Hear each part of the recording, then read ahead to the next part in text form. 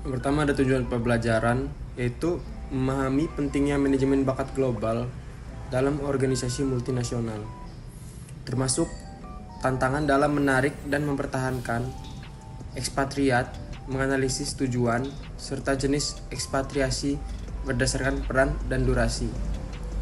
Penguasaan pengembangan dan strategi, rekrutmen, dan retensi ekspatriat yang efektif dengan mempertimbangkan faktor-faktor yang mempengaruhi keputusan ekspatriasi, mengidentifikasi dan kompetensi utama pemimpin global seperti pola pikir global, kepemimpinan, kolaboratif, inovasi, dan kecerdasan budaya, mengembangkan kebijakan dan praktik terbaik dalam mengelola tenaga kerja global. Yang pertama itu adalah definisi dan pentingnya ekspatriat dalam perusahaan. Ekspatriat adalah individu yang bekerja secara legal di luar negara asalnya untuk mencapai tujuan karir atau bisnis. Mereka sering direlokasi oleh perusahaan atau memilih sendiri untuk bekerja di luar negeri. Penggunaan ekspatriat dalam perusahaan menjadi salah satu strategi utama dalam memperluas bisnis, mengembangkan bakat global, dan mempertahankan keunggulan kompetitif.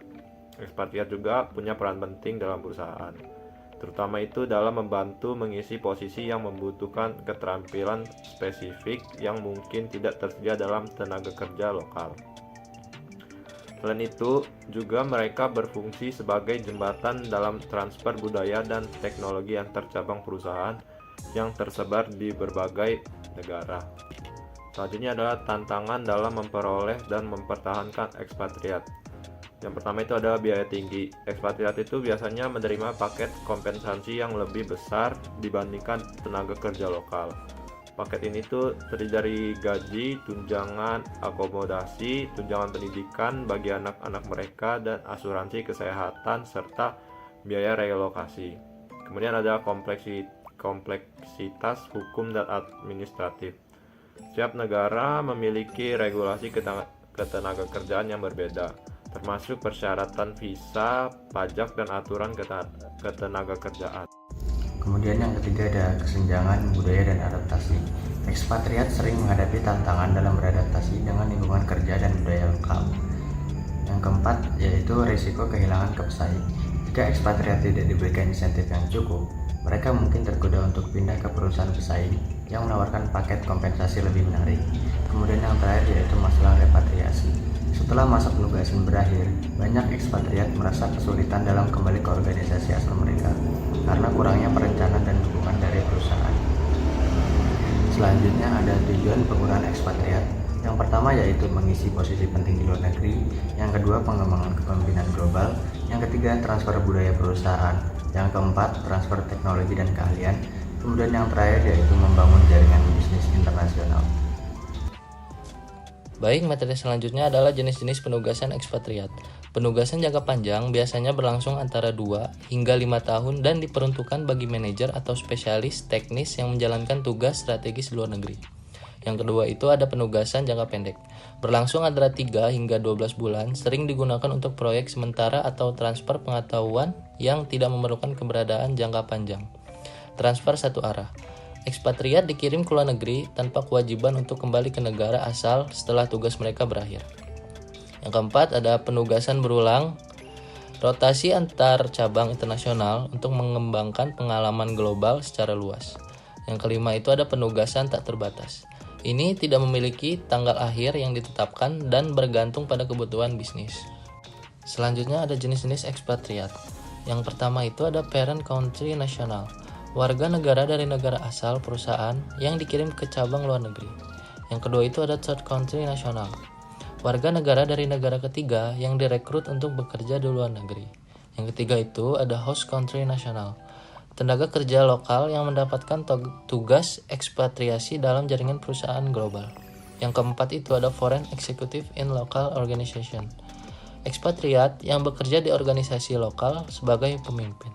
Yang kelima itu ada self-initiated expatriate, individu yang mencari pekerjaan di luar negeri atas inisiatif mereka sendiri tanpa dipindahkan oleh perusahaan asal mereka. Selanjutnya ada strategi retensi ekspatriat. Yang pertama, jalur karir yang jelas. Memberikan roadmap karir yang transparan dan realistis untuk ekspatriat, termasuk peluang promosi, pengembangan keterampilan, dan rotasi internasional. Hal ini memberikan motivasi dan arah yang kuat. Yang kedua ada dukungan adaptasi budaya. Menyediakan pelatihan lintas budaya sebelum dan selama penugasan untuk membantu ekspatriat memahami norma sosial, kebiasaan kerja, dan bahasa lokal. Pendampingan ini dari mentor lokal juga bisa sangat membantu. Yang ketiga yaitu paket kompensasi yang kompetitif, menawarkan gaji dan tunjangan yang mencerminkan tantangan penempatan internasional, termasuk tunjangan perumahan, transportasi, biaya sekolah anak, dan asuransi kesehatan premium.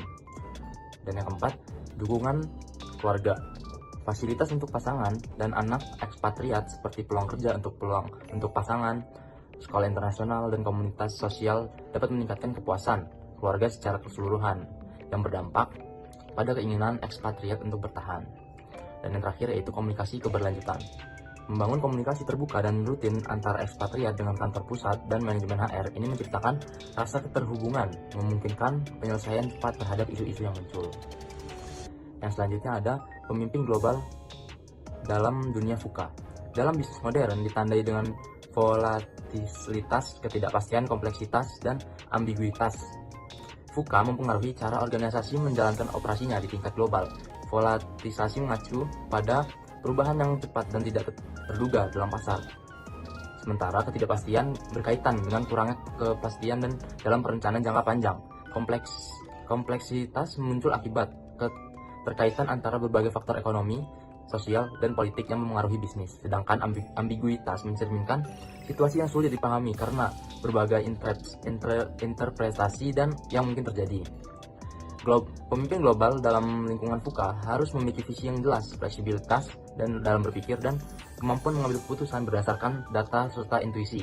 Mereka harus mampu mengelola tim lintas budaya, memahami tren teknologi, dan memastikan keberlanjutan bisnis dalam kondisi yang dinamis. Materi berikutnya adalah kompetensi kunci pemimpin global. Kepemimpinan digital. Pemimpin global harus mampu memahami dan mengadopsi teknologi digital untuk meningkatkan efisiensi dan inovasi dalam organisasi. Lalu, kecerdasan budaya. Dalam dunia bisnis yang semakin terintegrasi secara global, pemimpin harus memiliki pemahaman yang mendalam tentang perbedaan budaya. Lalu yang ketiga ada pola pikir global. Pemimpin global harus memiliki perspektif internasional dalam mengambil keputusan. Mereka perlu memahami dinamika pasar global, peraturan bisnis di berbagai negara, serta strategi masuk ke pasar baru. Lalu ada kepemimpinan kolaboratif. Di era globalisasi, tidak ada perusahaan yang dapat berkembang secara optimal tanpa kerjasama dengan berbagai pihak. Pemimpin global harus dapat membangun jaringan profesional yang kuat, bekerja sama dengan berbagai pemangku kepentingan, serta menciptakan lingkungan kerja yang inklusif dan kolaboratif. Lalu ada kepemimpinan inovatif. Pemimpin global harus memiliki kemampuan untuk mendorong kreativitas dan inovasi di dalam organisasi. Mereka harus mampu mengenali tren industri, mengembangkan solusi baru untuk tantangan bisnis, serta mendorong budaya inovasi di tempat kerja. Berikutnya yaitu strategi pengembangan pemimpin global. Yang pertama, program pelatihan internasional. Perusahaan dapat mengadakan pelatihan lintas budaya, rotasi kerja internasional, dan program mentoring dengan pemimpin yang berpengalaman dalam lingkungan global. Yang kedua, eksposur terhadap pengalaman multinasional. Pemimpin yang sedang berkembang harus diberikan kesempatan untuk bekerja di berbagai negara dan berkolaborasi dengan tim lintas budaya guna mengasah kemampuan mereka dalam mengelola organisasi secara global. Yang ketiga, pembelajaran berbasis teknologi. Pemimpin harus terus mengembangkan keterampilan mereka dalam teknologi digital melalui kursus online, sertifikasi profesional, dan pelatihan berbasis data. Yang keempat ada membangun jaringan global. Salah satu cara efektif untuk memperluas wawasan kepemimpinan global adalah dengan terlibat dalam forum internasional, menghadiri konferensi global, serta menjalin hubungan dengan pemimpin dari berbagai negara. Dan yang terakhir yaitu fokus pada keberlanjutan dan etika global. Pemimpin global yang sukses harus memiliki pemahaman mendalam tentang tanggung jawab sosial perusahaan atau CSR dan praktik bisnis yang berkelanjutan. Di sini saya akan menjelaskan tentang pemimpin global yang sukses. Yang pertama yaitu ada Satya Nadella sebagai CEO Microsoft. Satya Nadella dikenal karena transformasi digital yang ia pimpin di Microsoft. Ia mendorong inovasi berbasis cloud computing dan kecerdasan buatan yang membuat Microsoft tetap kompetitif di era digital. Selanjutnya itu ada Indra Nooyi, mantan CEO Pepsi & Co. Indra Nooyi sukses memimpin strategi ekspansi global Pepsi & Co. dan memperkenalkan konsep keberlanjutan dalam industri makanan dan minuman. Dan selanjutnya itu ada Elon Musk sebagai CEO Tesla dan SpaceX. Elon Musk adalah contoh pemimpin global yang memiliki visi jangka panjang untuk teknologi energi terbarukan dan eksplorasi luar angkasa. Ia mengembangkan Tesla sebagai pemimpin industri mobil listrik dan memperkenalkan inovasi berkelanjutan melalui SpaceX. Selanjutnya itu ada kesimpulan. Manajemen bakat global sangat penting bagi perusahaan dalam persaingan internasional, terutama dalam memperoleh dan mempertahankan ekspatriat. Ekspatriat sendiri berperan dalam pengisian posisi strategis, pengembangan manajemen, dan transfer budaya perusahaan.